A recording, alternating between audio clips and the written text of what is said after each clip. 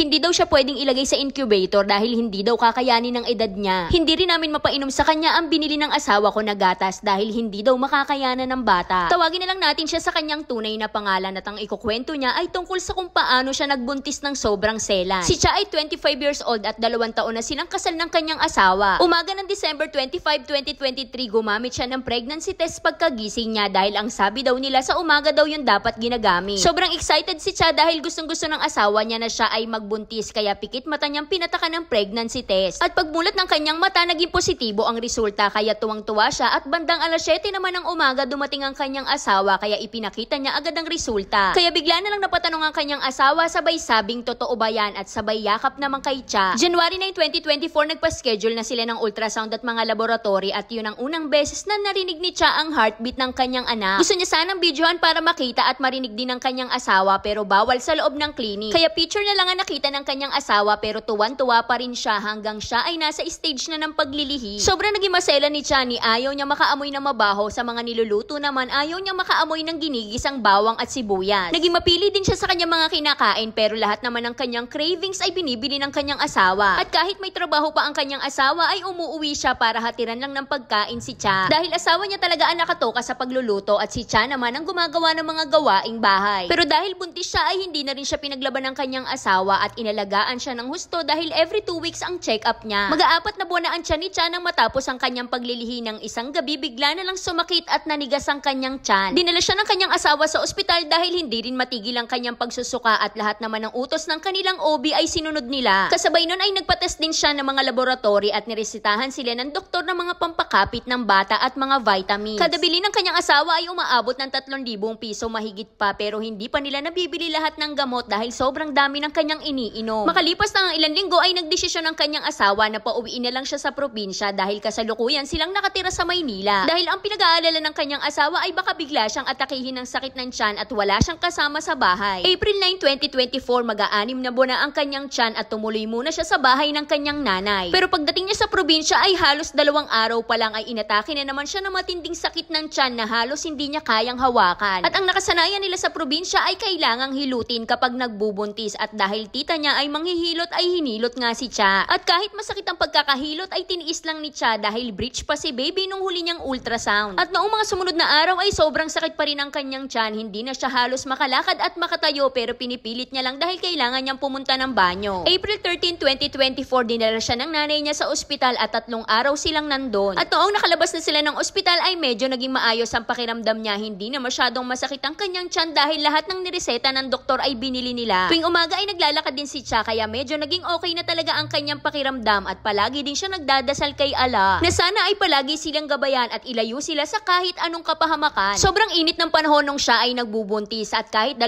electric fan na ang nakatutok sa kanya ay hindi pa rin siya gaanong makatulog. 2 hanggang 3 beses siyang naliligo sa loob ng isang araw dahil sa sobrang init ng kanyang katawan at yun ang nagiging dahilan ng kanyang pagsisisure. April 28, alas 3:30 ng madaling araw, tumawag siya sa kanyang nanay dahil merong biglang lumabas sa kanya na medyo mainit na tubig. Ipinakita niya yun sa nanay niya pero ang akala nila ay simpleng discharge lang pero dinala pa rin siya sa ospital. At pagkatapos silang tanungin ng mga nurse at doktor ay inadmit agad si Cha para malagyan na agad ng mga swero. 2 araw na sila sa ospital pero pinapainom pa rin siya ng mga pampakapit at vitamins nang bigla na naman siya mag-seizure. Hindi naman siya nilalagnat at hindi rin masakit ang kanyang ulo pero kinabitan na siya ng oxygen dahil nahihirapan din siyang huminga. Kaya tinawagan agad ng nanay niya ang kanyang asawa para pasunurin ang probinsya at agad-agad naman siyang bumili ng tiket. Pagdating ng kanyang asawa ay sobra ang kanyang lungkot nang makita niya si Cha na nakahiga at naka-oxygen. Kinagabihan nun ay bigla na namang sumakit ang tiyan ni Cha na halos hindi niya na kayang tiisin at ang sabi ng doktor ay matindi daw ang kanyang UTI na maaaring makaapekto sa bata. Pero matagal na siyang umiwas sa mga unhealthy foods, palaging prutas at gulay na lang kanyang kinakain at umiiwas na rin siya sa mga matatamis at maaalat. Iniiwasan din kasi ni Cha na sumobra ang kanyang taba dahil natatakot din siya na baka lumaki din ang bata sa kanyang tiyan. Pabalik-balik na lang ng banyo si Cha dahil hindi niya maintindihan kung ano ba ang sumasakit sa kanya, kung ang kanyang tiyan ba o ang kanyang balakang. Hindi na kinaya ni Cha kaya humingi siya ng tulong sa nurse at ang sabi niya ay bigyan siya ng kahit papanong pain reliever. May ibinigay naman sa kanya at ang sabi ng nurse ay 5 minuto lang ay kakalma na ang pain pero 2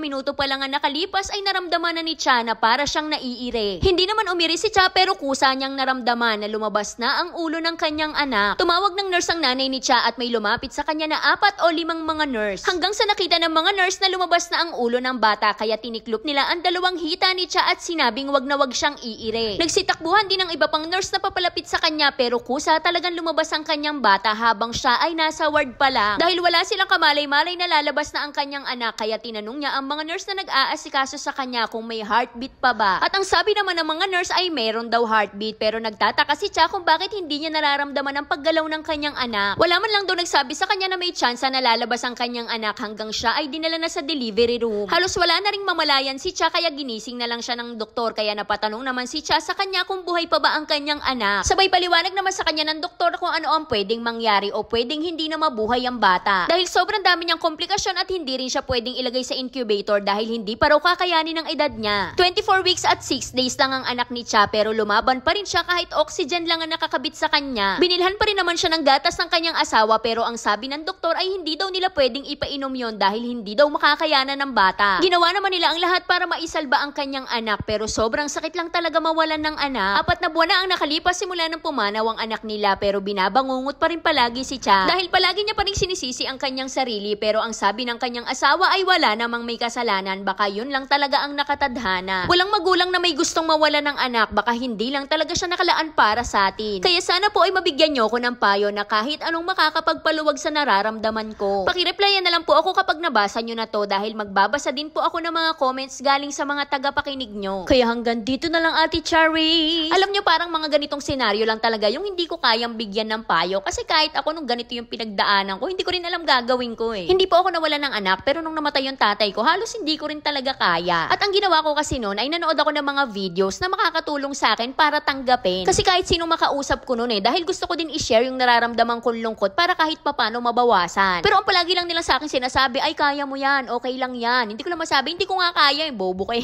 Sinubukan ko din magtinda para kahit papano malibang pero pag may nagtanong magkano yung panty, sasabihin ko 35. Yung tipong kada bubukan na lang yung bibig ko, hindi pwedeng hindi ako aatungal. At kakahanap ko ng kakahanap ng mga pwede kong i-apply sa sarili ko, meron akong isang nabasa na kailangan pala talaga natin daanan yung tamang pagluluksa. At sa pamamagitan yun na kapag gusto mong umiyak, umiyak ka, wag mong pipigilan. Kapag nalulungkot ka, hayaan mo lang yung sarili mo na malungkot ka kasi kasama talaga yun. Dahil mas lalo lang daw natin pinipigilan yung emosyon natin, lalo lang tayong mahihirapan dahil para tayong nandadaya. Yung parang nilalagpasan natin yung mga proseso, kaya hayaan mo lang muna yung sarili mo na magluksa. Kasi yung sakit, alam nyo habang buhay na natin dadalhin yan, hindi na yan mawawala, lalo na sa tuwing naaalala natin sila. Kailangan lang talaga nating maging matatag para kung sakaling dumating yung pagkakataon na malungkot ka ulit at maalala mo siya, kakayanin mo na. Alam nyo kapag meron akong mga kakilala na nawawala ng mga mahal sa buhay, hindi ko sinasabi sa kanila na okay lang yan, kaya mo yan. Kasi nung nawala yung tatay ko, yun ang pinakaayaw kong marinig. Ginagawa ko, niyayakap ko lang sila ng mahigpit, tapos wala akong sinasabi.